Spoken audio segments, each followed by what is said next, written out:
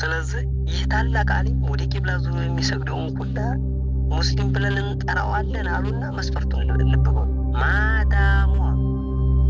ማዳሙ ቢማ ጃአ ቢሂ ነቢዩ ዓለይሂ ሰላቱ ወሰላም ነቢዩ ዓለይሂ ሰላቱ ወሰላም በመጡበት እነሱ ባመጡት ተውሂድም ሆነ ህገት ያንን ተቀብሎ በዘወተረ ጊዜ ታልዘወተረ ያንን ታበላሸሰ ወይንም ተውሂዱ ላይ የሆነ ችግር ታመጣ አላህን በፈጠረው ፍጡር ታመሳሰለ ወይንም ደግሞ ሸሪዓው ላይ አልቀበልም ማለት የሆነ ነገር አልቀበልም ማለት አላህ የደነገገው ድንጋጌ አልቀበልም ማለት ለምሳሌ ኹፍማ እንትን ወይንም ጾምን ገንጥሎ ጾም ፈርድ አይደለም ወይንም ዘካን ገነጠለና መናህ አደረገ አልቀበልም ማለት ይህ ከሆነ ሙስሊም አንለውም እያሉ ለምሳሌ ይችን ይተውና ወነሰሚ አህለ ቂብለቲና ወደ ቂብላ ዙሮ የሰገደውን በሙሉ ሙእሚን ብለዋል ብለው እዚች ላይ ያቆማሉ። የሚገርማችሁ ነገር በቃ አቡ ጃፈር ይሄን ብለዋል ይሉሻል።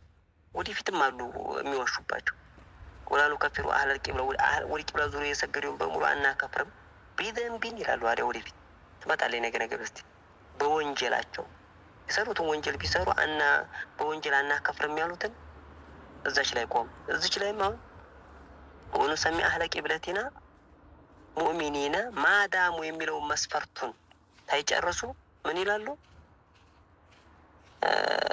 አህለ ቂብላዎቹ ሙስሊም ብለን እንጠራቸዋለን ካፊር አይደሉም ብለዋል ብለው ይሏቸዋል።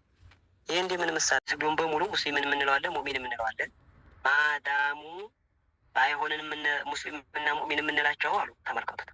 ማዳሙ በዘወተሩ ጊዜ ነው ቢማ ጃአ ቢሂ ነቢዩ ሰለላሁ ዐለይሂ ወሰለም ነቢዩ ዐለይሂ ሰላቱ ወሰላም በመጡበት ተቀባይ ሆነው በዘወተሩ ጊዜ ነው። ነቢዩን ተቀብሎ በዘወተሩ ጊዜ ነው እንጂ ነቢዩን የማይቀበሉ ከሆኑ እንትን አንላቸው ሙስሊም ልናቸው አይችልም። ወደ ቂብላ ቢዞሩ እንኳን ማለት ነው። ለምሳሌ ራፊዳ የሚባሉ አሉ።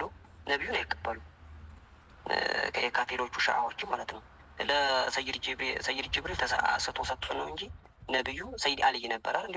ከነብይነት ማሳለፈው ጌታን ብለውታል። ሰይድ አልይን ብለዋቸዋል።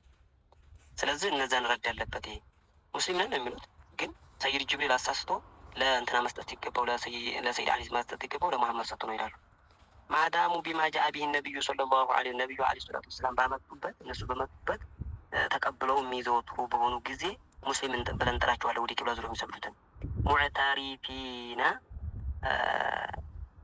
ነቢዩ ዐለይሂ ሰላቱ ወሰላም በመጡበት ሙዕተሪፊና የተመሩ የተቀበሉ ሆነው ሙዕተሪፊና ማለት የተመሩ ነቢዩ በመጡበት የሚመሩ ከሆነ ወለሁ ለነቢዩ ዐለይሂ ሰላቱ ወሰላም